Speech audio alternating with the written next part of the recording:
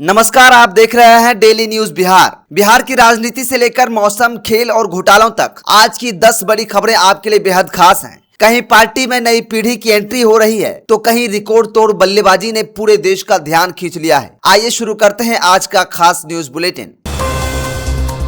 जदयू की राष्ट्रीय परिषद में लगी मुहर, फिर राष्ट्रीय अध्यक्ष बने नीतीश कुमार। बिहार की राजनीति से बड़ी खबर सामने आ रही है। मुख्यमंत्री नीतीश कुमार एक बार फिर से जनता दल यूनाइटेड के राष्ट्रीय अध्यक्ष बनाए गए हैं। पटना में आयोजित राष्ट्रीय परिषद की बैठक में उनके नाम पर औपचारिक मुहर लगा दी गई है। पार्टी कार्यालय पहुंचने पर कार्यकर्ताओं ने फूलों की बारिश कर उनका जोरदार स्वागत किया। ढोल, नगाड़ों और नारों से पूरा परिसर गूंज उठा। वहीं उमेश कुशवाहा को प्रदेश अध्यक्ष की जिम्मेदारी सौंपी गई है। बैठक में पार्टी को और मजबूत बनाने का संकल्प भी लिया गया है। जदयू में शुरू हुआ निशांत युग, भविष्य के नेता के तौर पर मिली बड़ी जिम्मेदारी। क्या जदयू में नेतृत्व की नई पीढ़ी की शुरुआत हो चुकी है? पटना में हुई बैठक में पार्टी नेताओं ने स्पष्ट संकेत दिए हैं कि स्वास्थ्य मंत्री निशांत कुमार भविष्य में पार्टी की कमान संभाल सकते हैं। राष्ट्रीय कार्यकारी अध्यक्ष संजय झा ने कहा कि निशांत में नेतृत्व की पूरी क्षमता है और वे आने वाले कई दशकों तक पार्टी को दिशा दे सकते हैं। कई वरिष्ठ नेताओं ने भी इस बात का समर्थन किया है। इससे साफ है कि जदयू अब नई राजनीतिक विरासत की तैयारी में जुट गई है।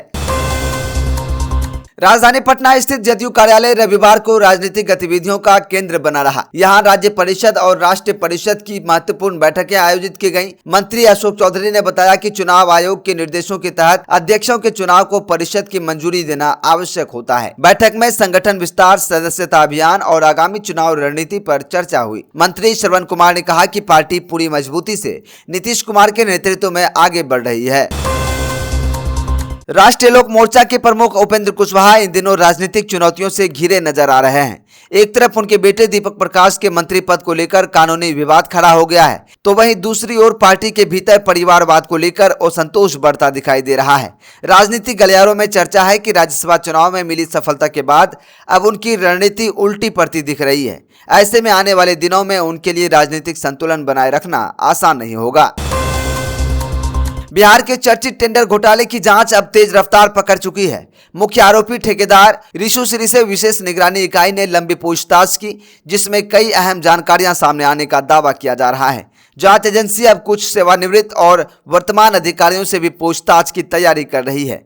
अदालत से अनुमति लेने की प्रक्रिया शुरू हो चुकी है। माना जा रहा है कि आने वाले दिनों में इस मामले में कई बड़े नामों का खुलासा हो सकता है।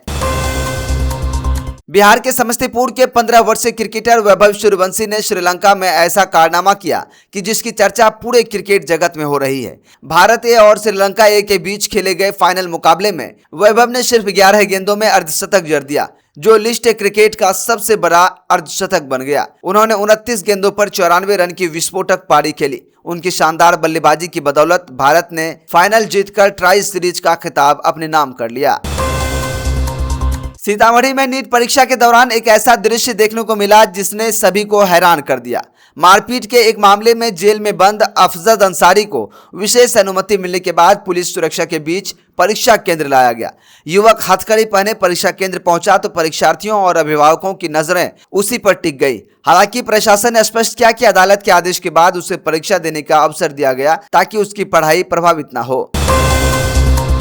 राजद सुप्रीमो लालू प्रसाद यादव और पूर्व मुख्यमंत्री राबड़ी देवी जल्द ही नए सरकारी आवास में शिफ्ट हो सकते हैं।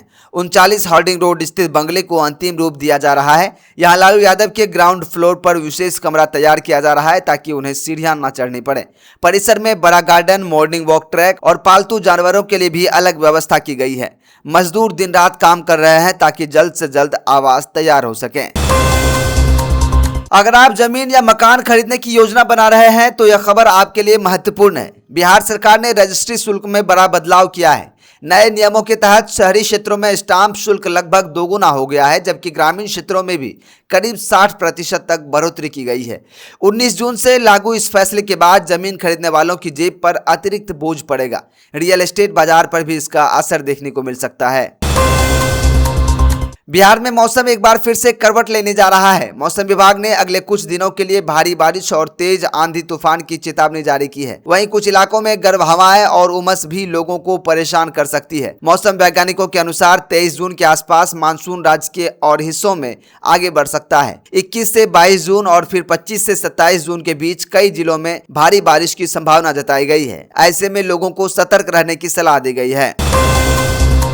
तो ये थी बिहार की आज की 10 बड़ी और अहम खबरें। राजनीतिक, खेल, मौसम और प्रशासन से जुड़ी हर अपडेट सबसे पहले पाने के लिए डेली न्यूज बिहार को लाइक, शेयर और फॉलो करना ना भूलें। इसी तरह की तमाम खबरों को सबसे पहले जानने के लिए देखते रहिए डेली न्यूज बिहार। नमस्कार।